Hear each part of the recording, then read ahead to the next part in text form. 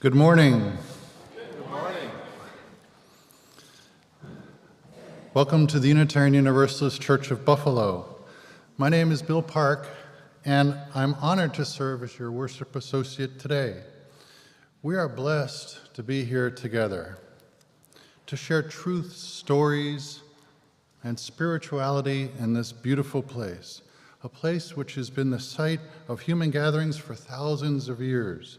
We meet on the traditional territory of the Haudenosaunee people, and we wish to honor the ancestral guardians of this land and its waterways. Today, many indigenous people continue to call this land home and act as its stewards. May we remember that the responsibility to share and care for this land extends to all people, so this territory may be a healthy home for generations to come. Well, welcome, welcome, welcome to the beautiful, vibrant worship this morning. I'm pleased to welcome Dr. Jessie Downs, our music director, to the pulpit to share news of an upcoming adult faith development class. Hello, good morning. Good to see you all again as we start to come together at the end of summer. I am trying to get off the ground an adult faith development class called Musicianship 101. I'm trying to do this class in a response to a need or a desire that many people have expressed to me over the past couple of years, which is just to have some more basic music knowledge and guidance on how to use their voice so that they can become more comfortable, for instance, singing hymns and services, and possibly even joining our choir. Or maybe you are a member of our choir and you would just like to get more out of choir, learn music more easily, feel more comfortable making music. And I really believe anyone can make music, but a little bit of help, a little bit of knowledge and support and guidance can go a long way. So this is what this class is about. We are hoping to start it not this coming week, but the week after, which would be Wednesday, September 6th, and it would run for 2 months about. And the topics will really be geared towards whoever signs up, but we do need at least 10 people to run this class, so time is of the essence. I know that we're not all fully back yet, but if you or anyone you know is interested or might be interested in this, please reach out to me within the next week. If we don't get 10 people, we might have to sort of delay or rethink this a little bit. So if you're interested, there is more information in your the insert in your order of service. There's a poster in the parish hall that has information on it, or you can reach out to me directly with your questions. So hopefully I will see some of you there. Thank you, Jessie. Today I'm very happy to welcome members of the church's Respectful Relationship team to our pulpit as guest speakers to share about being in relationship. When the Board of Trustees asked for volunteers to attend the UU Institute's Right Relationship training, these people stepped forward because they care about facilitating intentional community and helping the congregation learn healthier ways to deal with conflict. They hope that working with our interim minister, the board, and the larger congregational community, we can create a covenant that identifies our values and outlines how we choose to treat each other in community. The Respectful Relationship team is currently Sharon Walker. She is the Restorative Practice Circle Keeper and longtime congregational member. Liz Park, she's the Covenant Group Facilitator and a longtime congregational member. Ginny Vaughn, she is the Universal Access and Inclusion Ministry Team Chair, Pastoral Care and Support Ministry Team Chair, and longtime congregational member. Steve Wixon, member of the Justice Ministry Team and longtime congregational member, and Christine Slocum, with her hand up. She is the interim member of the Board of Trustees and Justice Ministry Team member. For more information, please see the insert in your order of service. And now I'm pleased to welcome Sharon Walker to help us greet our neighbor. Sharon?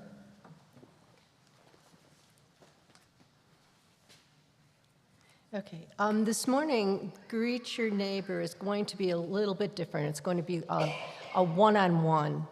And maybe some of you have experienced them, but it's going to be more directed.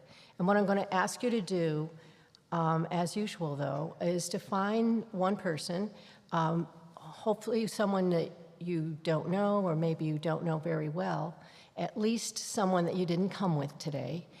And when you go and you get together with one-on-one, and you'll have 1 minute each to introduce yourself. I'll have an icebreaker question, and the main question will be is, what brought you here today? And if you've been coming for a long time, why are you coming here every week and giving of your Sunday to be here? So I'll ask you now to go and find someone, hopefully that you don't know very well or would like to get to know better. So.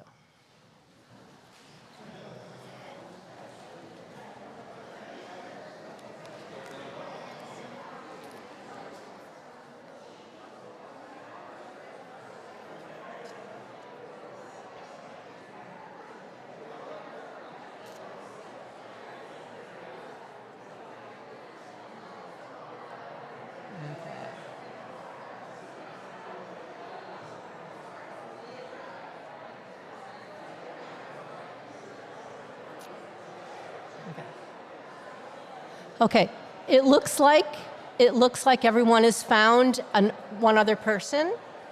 So what I'm going to ask you to do, if you haven't done already, is introduce yourself, and an icebreaker question is, what is your favorite dinosaur?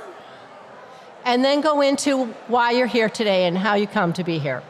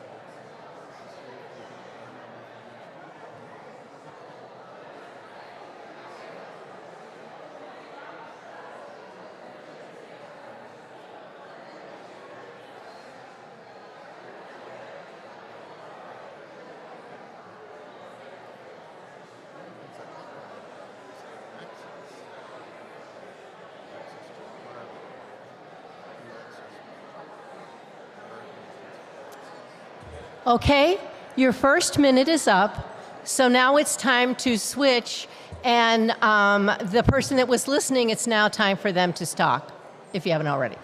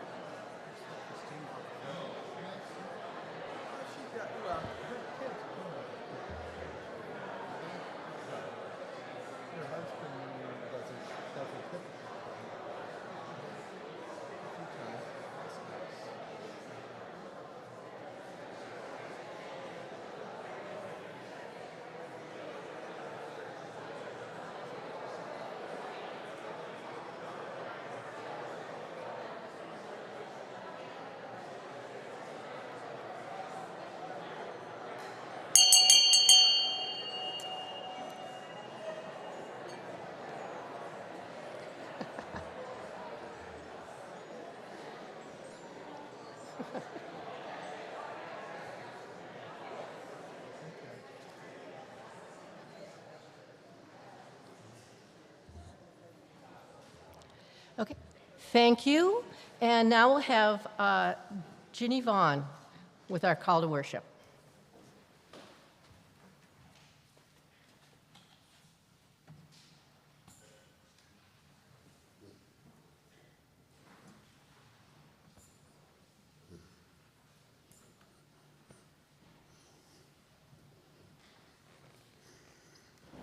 A church mission statement describes the congregation's purpose and calling.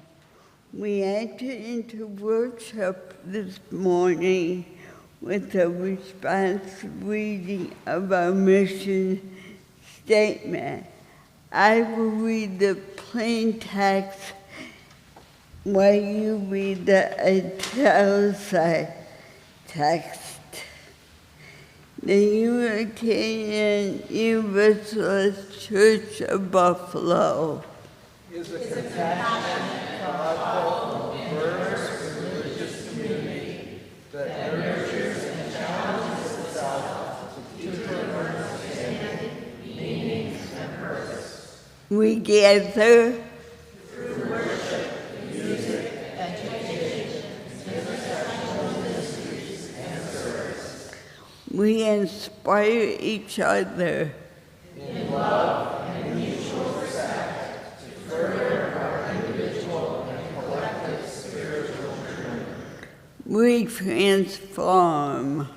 Through our combined talents and in coalition with other progressive organizations in service to anti-racist and anti-progressive movements.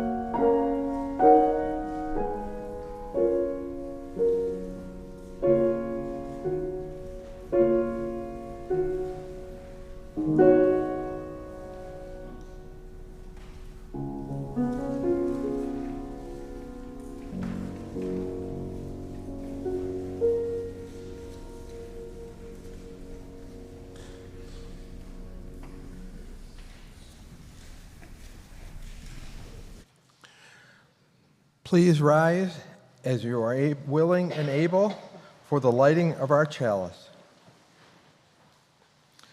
We gather in loving community, creating a shared vision of compassion and dignity for all to radically transform the world in which we live. Please remain standing and join in the singing of hymn number 6, Just as Long as I Have Breath, found in your gray hymnal.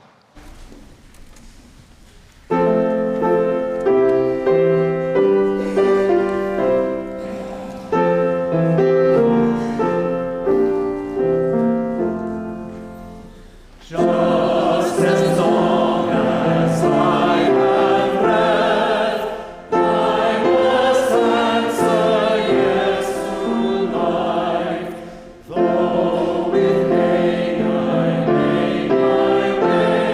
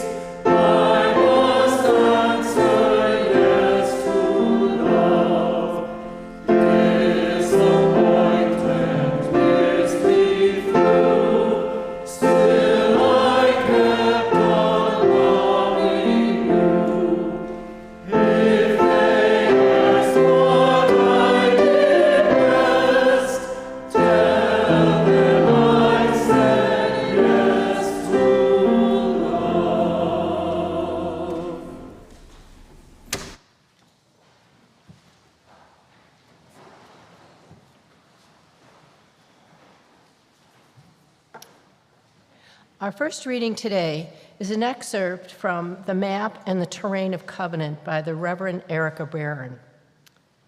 We create a covenant when we come together as people who care about each other, who are also committed to something together.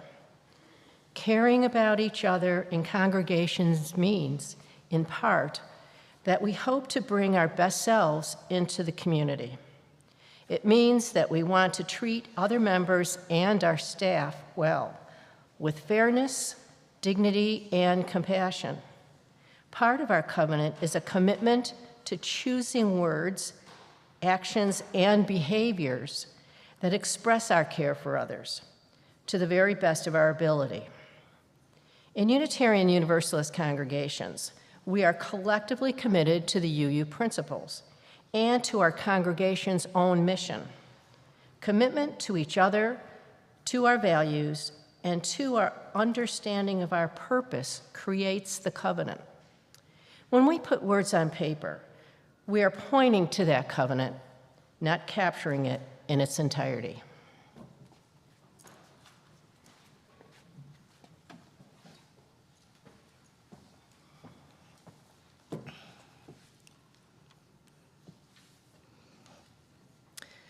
The Unitarian Universalist Church is an intentional community. Like everyone in this sanctuary, I chose to be here today. No one told me I had to be here. No one said that I have to stay. Anytime I don't like what happens here, I am free to either walk away or to work to improve things. A few years ago, I was part of the task force that helped our congregational leaders decide when and how to reopen our sanctuary after a year of pandemic-induced virtual services. Though the UUA provided guiding questions about how a spiritual community should think about returning to worship, our task force focused our attention on state and federal guidelines. The government was responsible for finding solutions that worked well for most people. But I wanted my spiritual community to take a step further and consider everyone. To this day, I don't know whether or not the task force would have made different recommendations if they had taken the time to consider the UUA's guiding questions. But we won't know because we didn't do that.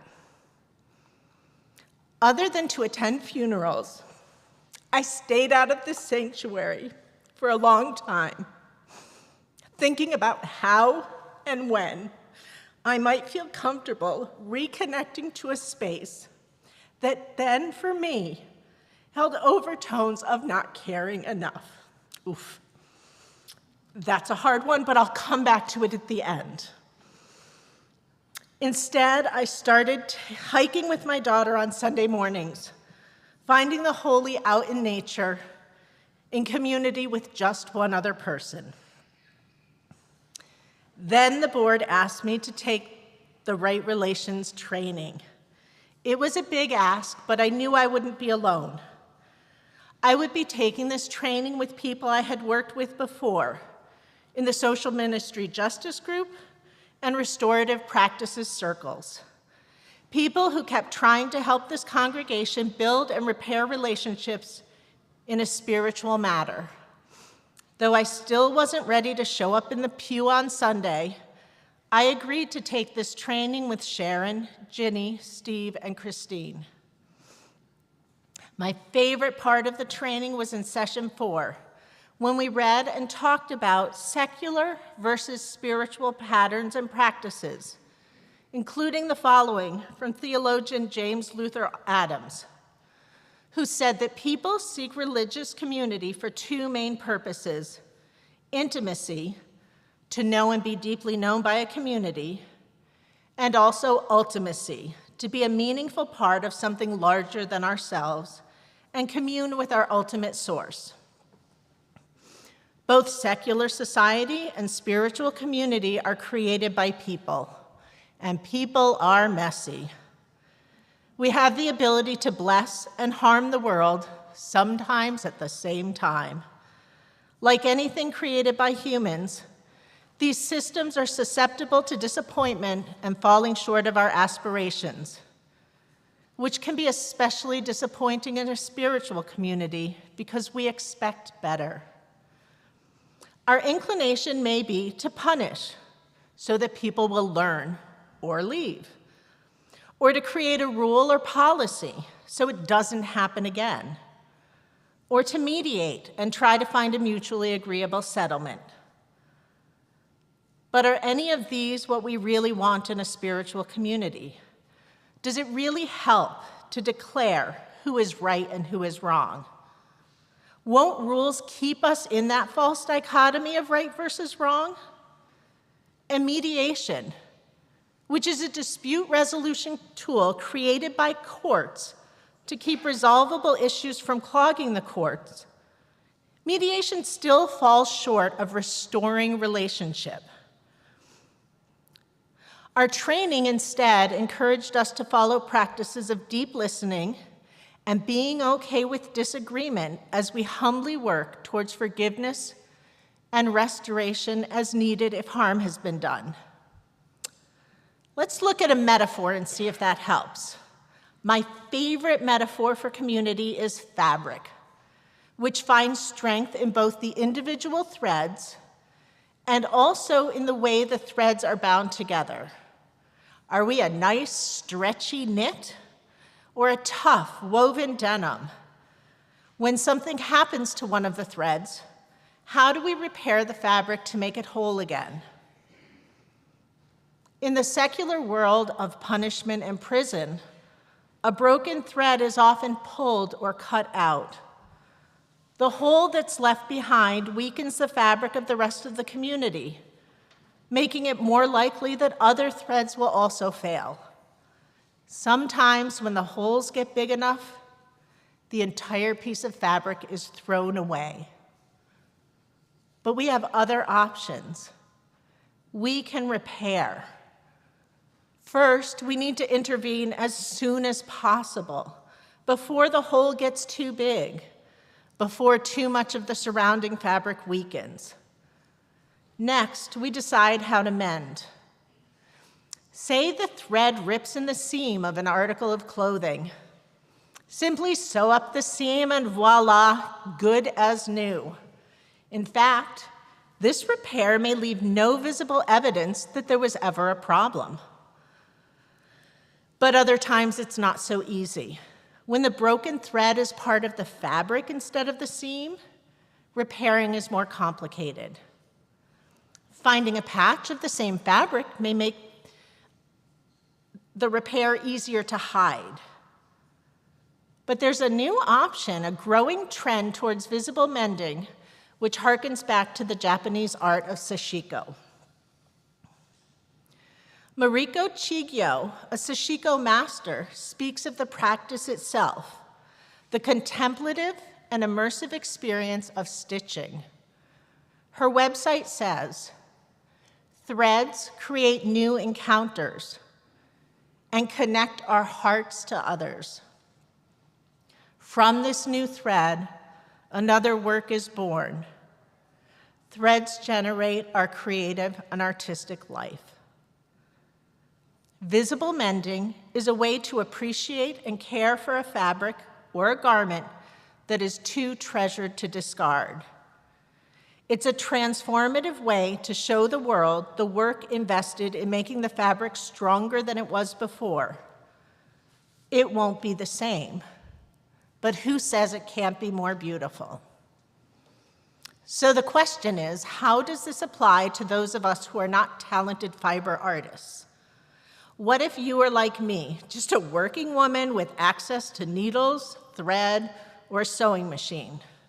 I'll tell you a story. I, being a woman of a certain size, find that my favorite jeans tend to wear out in exactly the same spot every time. Because those holes are always located at the top of each inner thigh, my first impulse is to toss the jeans. In fact, for a while, I bought a new pair each year. Since I also don't like throwing away something that is almost usable, I also started a growing pile of jeans to be repaired. If only I could figure out a technique that wouldn't draw attention to a problem that I would rather hide. After 4 years of this growing pile, I tried to apply a patch over the hole that was about the same color, and it kind of worked for a while.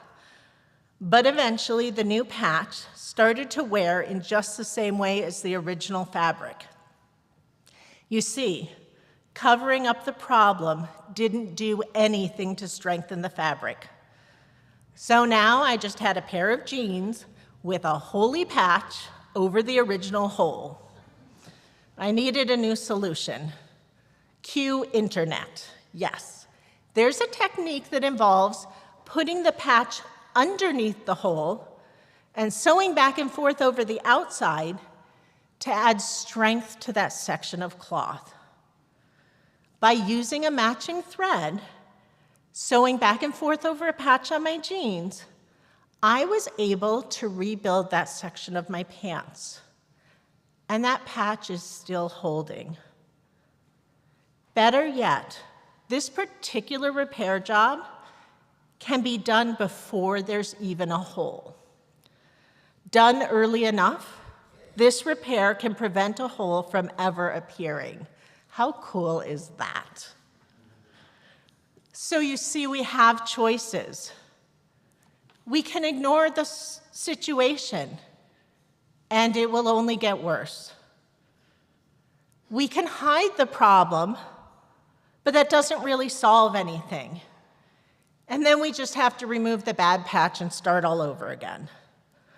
Or we can decide to repair in a manner that respects what is actually happening.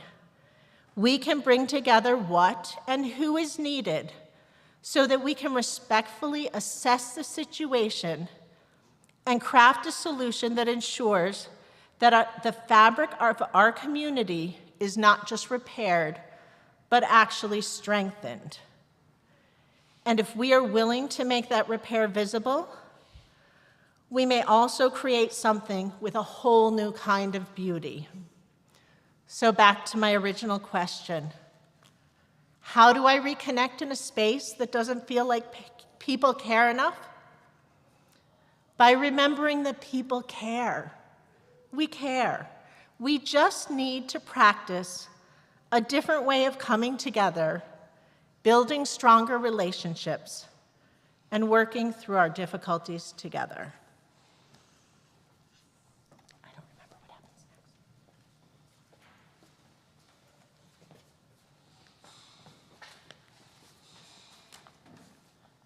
next.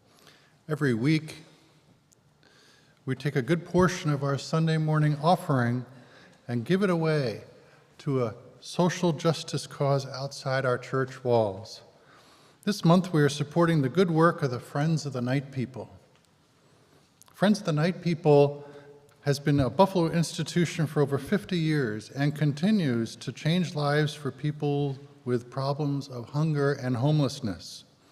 Those who visit Friends of the Night People for services have different stories, but all are welcomed with empathy, compassion, and the desire to help. Providing dignity is just as important as providing services to many of the guests.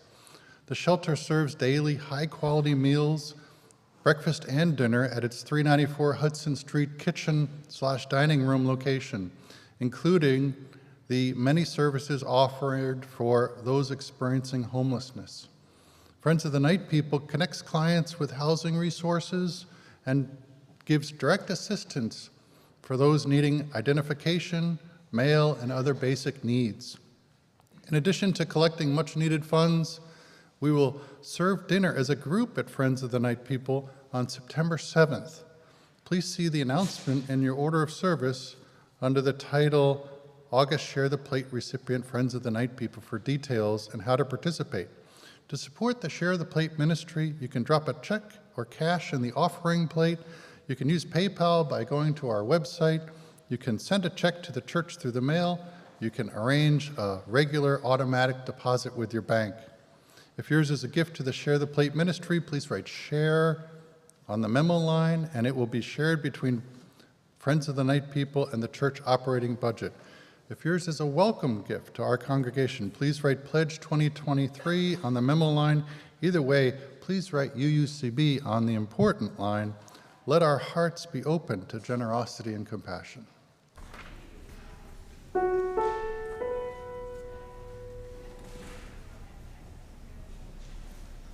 Draw the circle wide.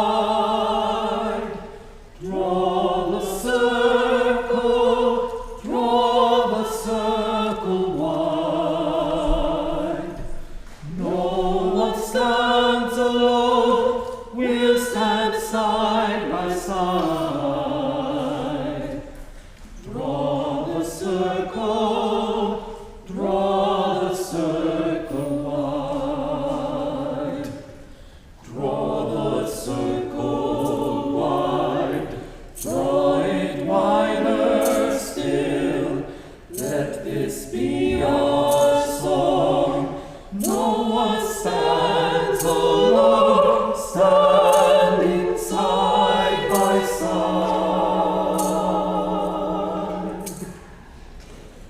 Draw the circle wide. Draw the circle wide. Draw the circle wide.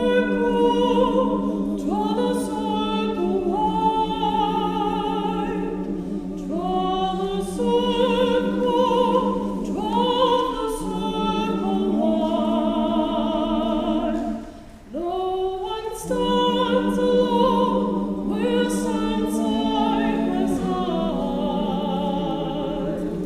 Draw the circle wide. Draw the circle wide. Draw it wider still. Let this be our song. No one stands alone, standing side by side. Draw the circle wide. Draw the circle wide.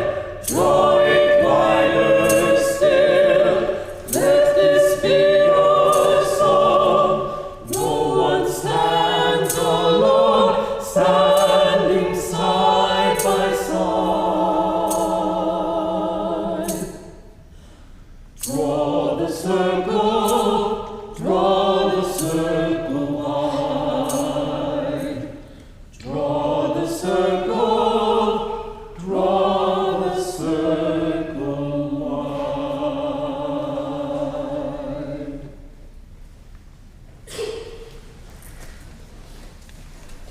Will you stay right there for us?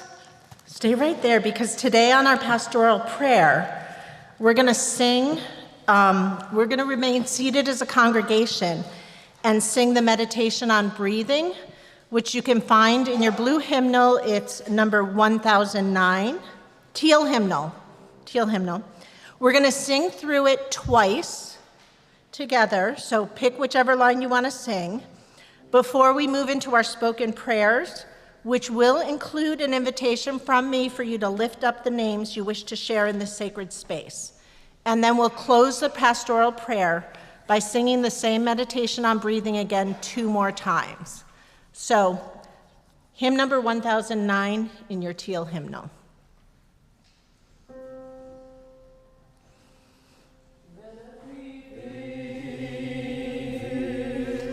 I breathe in peace when I breathe out. I breathe out love when I breathe in. I breathe in peace when I breathe out. I breathe out love. we hold in our hearts today the wonderful people who are gathered in Washington, D.C. to commemorate the 60th anniversary of the March on Washington and Dr. Martin Luther King Jr.'s I Have a Dream speech. Our neighbors in Maui, who are still rebuilding their homes and their community. Leo Mitchell's young cousin, Bo, who passed away this week. He was dearly loved by all. A long-time and now former member, Suzanne Earhart, would like the congregation to know her sister Mary died in July. And now, let us fill the sanctuary with the names of all our loved ones, suffering in sorrow and celebrating in joy. Each name a breath, and each breath a prayer.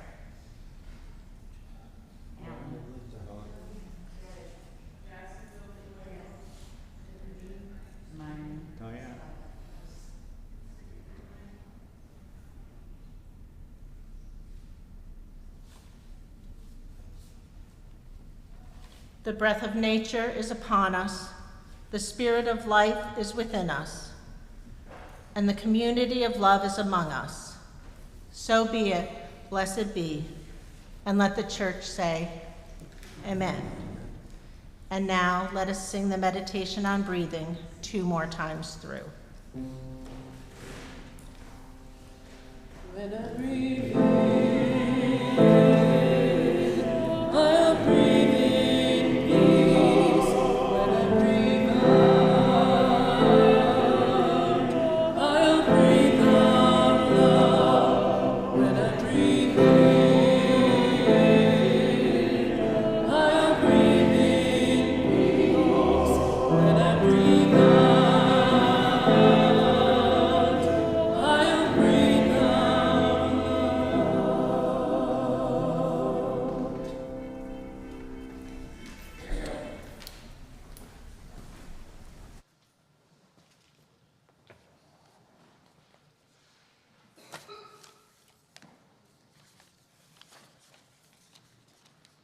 Our second reading today is Covenant, Not Punishment by the Reverend Ren Bellevance Grace. I was thinking of this recently while visiting one of our congregations. In a conversation after worship, I heard several earnest questions. Will I be called out of covenant? Will my friends be welcome here if they have different beliefs? It breaks my heart a little when I hear covenant understood as punishment. But friends, covenant isn't a punishment, it is a practice. We inherit it freely, yes, but it is hard work to maintain and sustain it. Covenant doesn't decide who is in and who is out.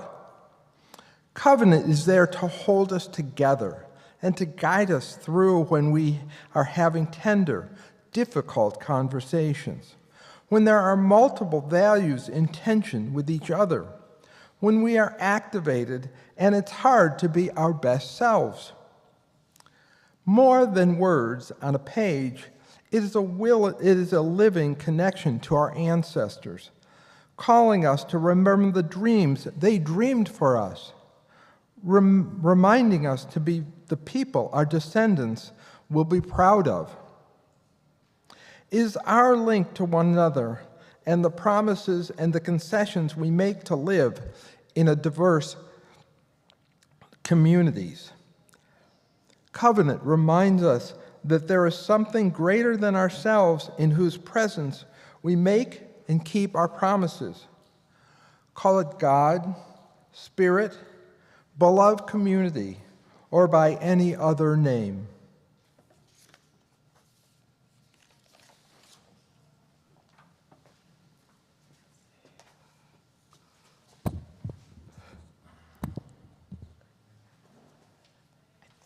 All right. I think I have the honor of being the shortest speaker today. All right, so I'm Chris Slocum. I'm an interim member of the board. I was asked to be part of the Respectful Relations training. I'm going to talk a little bit about that today.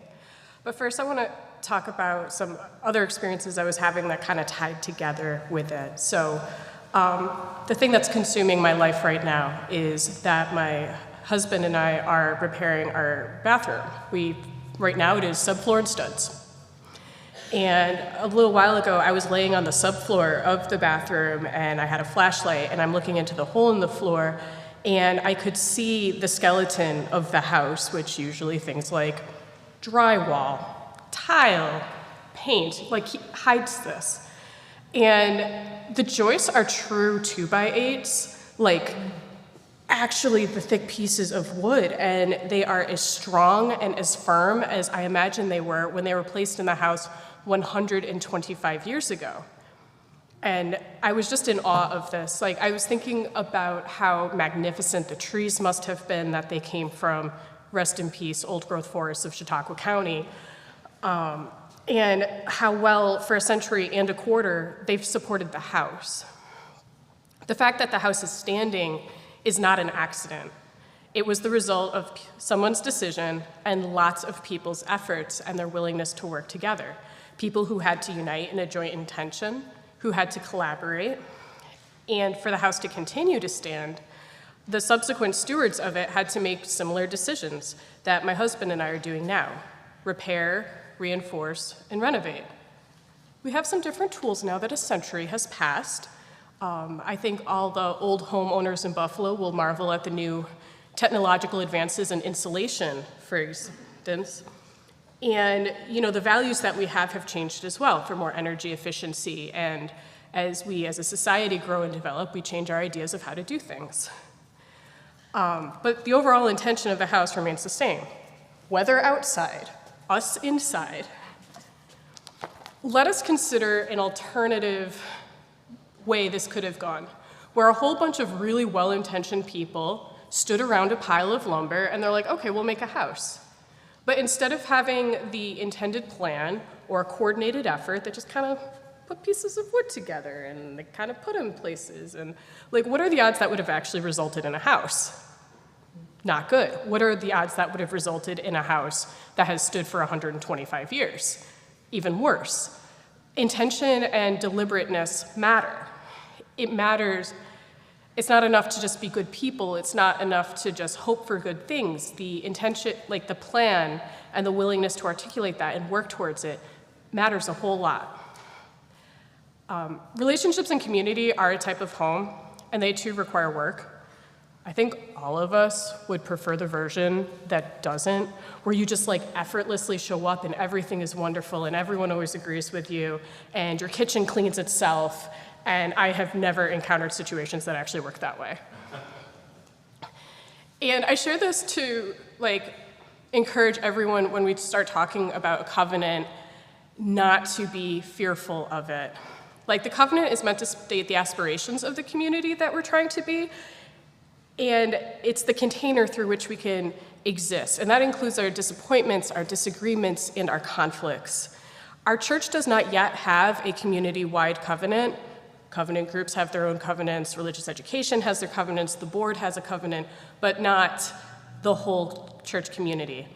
And I feel like at this point I need to pick up a megaphone and address the elephant in the room, which is that covenants are not meant to be a tool of social control.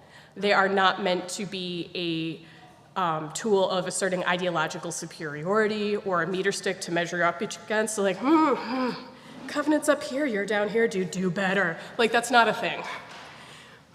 I think some of us are carrying religious trauma of being told that we were only worthy if we met some unobtainable way of being. And I think sometimes folks may hear talks of a covenant being like, oh no, my beloved UU church is coming for me too. And I want to reassure you that that is not the case. We don't let go of our belief in inherent worth and dignity because we've decided to dream about our aspirations and make intentional plans of what type of community we want to be.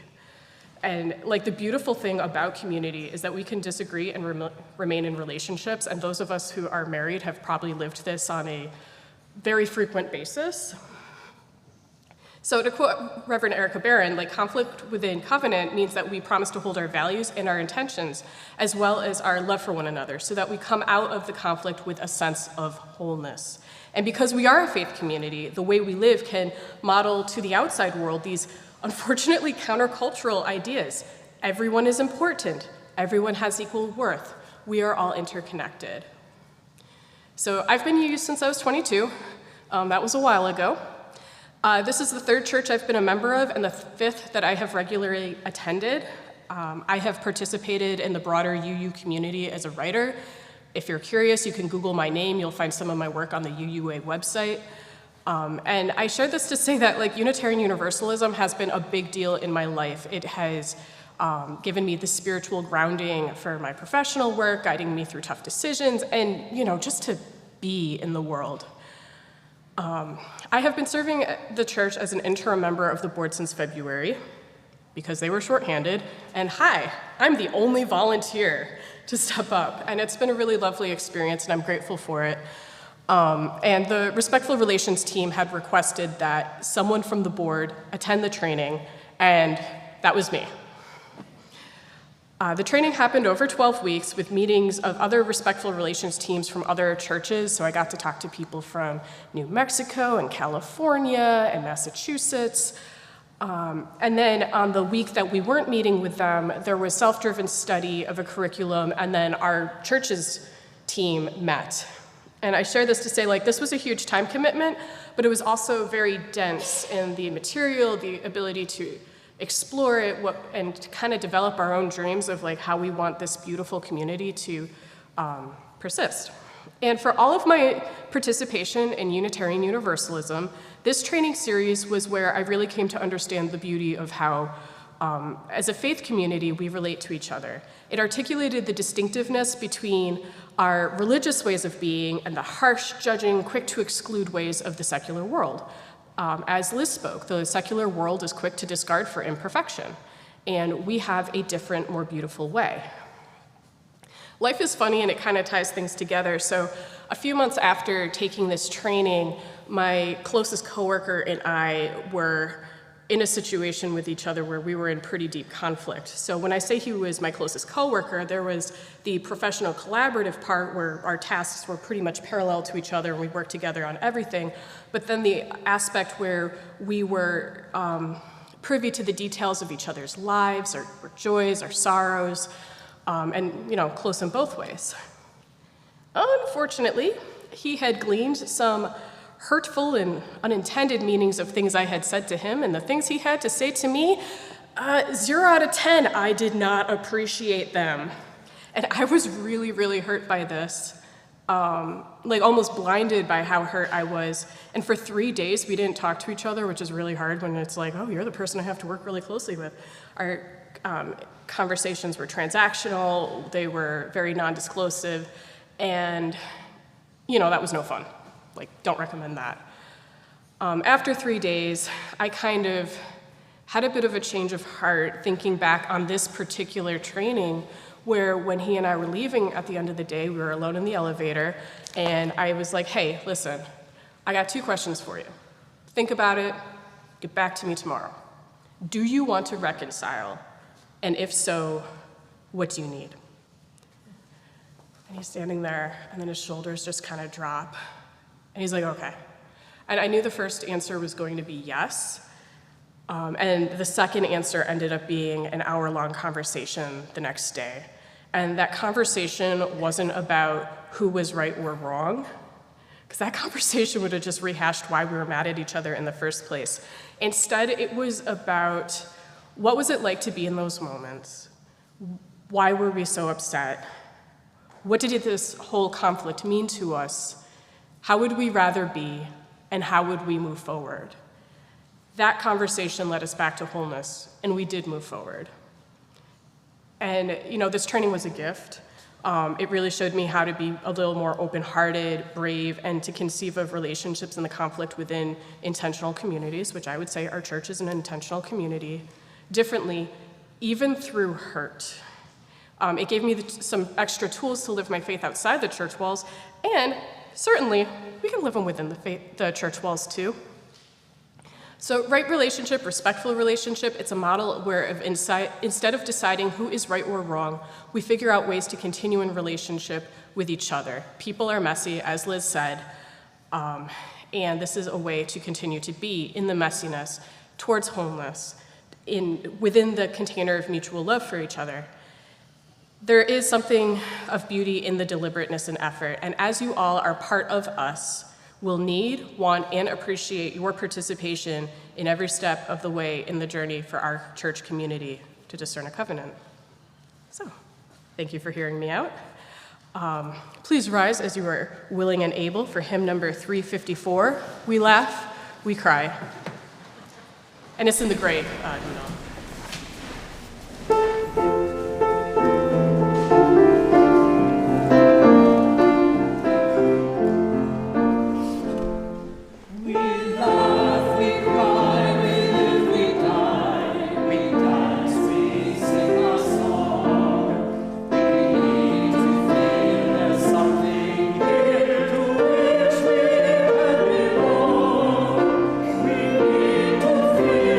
Freedom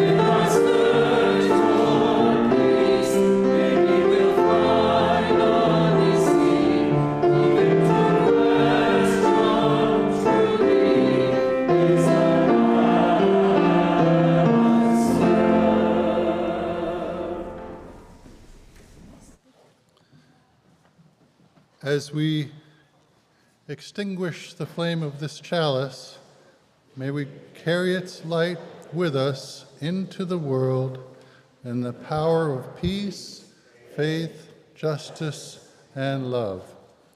Please remain standing as you are able for our benediction.